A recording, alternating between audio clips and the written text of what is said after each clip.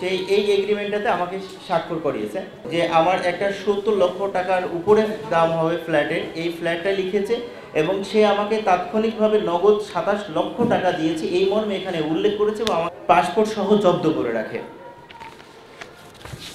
তো এরই ধারাবাহিকতায় আমি কোনো আইনি আশ্রয় নিতে পারছিলাম না তাদের ভয়, এবং যেহেতু তারা থানাতে এটা নিয়ে যে করেছে ওসি এটা আমাকেই দোষারোপ করছে যে তাদের সাথে লেনদেন আছে, তাদের সাথে মিটাই নেন। গত 23শে জুলাই 2025 বলিয়া থানায় আমি বিভিন্ন সাক্ষ্য প্রমাণ নিয়ে আমি একটা মামলা দায়ের করি। আর এই মামলা দায়ের করার পর থেকেই শুরু হয় বিভিন্ন আসামি এবং তাদের যারা ছত্রছায়া দিচ্ছেন বিভিন্ন বিএনপির কিছু মানে দুষ্কৃতী এবং সন্ত্রাসী টাইপের যারা কিছু পদধারীতে বসে আছেন, এরকম হাতে গোনে কয়েকজন তারা আমাকে ফোন দিয়ে এবং আমাকে হুমকি দেয় আমি কেন মামলা দিলাম, এবং আমার নামে যে অনেক মামলা দিবে তারা সেটারও হুমকি দেয়। এগুলোরও আমার কাছে ফোন কল রেকর্ড আছে। তো সবশেষে আমার বাড়ি খোঁজাখুঁজি শুরু করেছে আমি যেন রাজশাহী শহরে না থাকতে পারি তার জন্য, এবং আমার সাথে যে রিলেটেড আমার ড্রাইভার আমার আর যারা স্টাফরা আছে তাদেরকে বিভিন্নভাবে হেনস্থা করা, তারা যেন বাসায় না থাকতে পারে তাদেরকে খোঁজাখুঁজি। এখন পর্যন্ত আমি সেই দিন থেকে পলাতক অবস্থাতেই আছি। রাজশাহী থেকে আমি এখন পর্যন্ত পলাতক অবস্থায় আছি, কারণ এই পর্যন্ত তাদেরকে গ্রেপ্তার করা হয়নি। তো সাংবাদিক ভাইরা, আপনাদের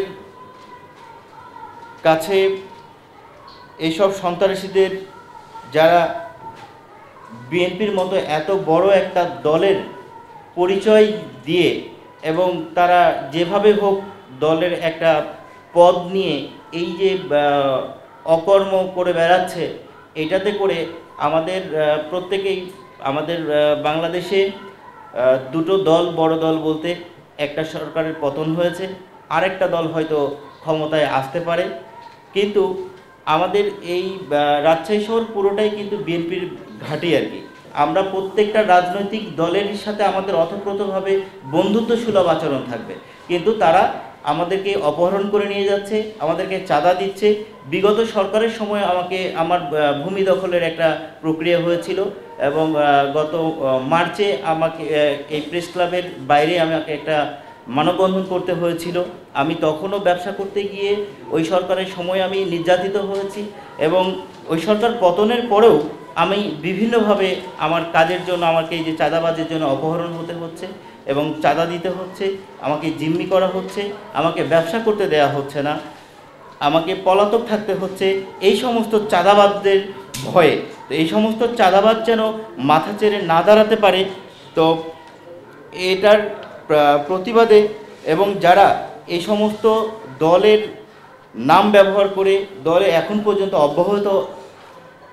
এখন পর্যন্ত চলমান আছে তারা, এবং তারা বিভিন্ন অপকর্ম করে বেড়াচ্ছে প্রতিনিয়ত।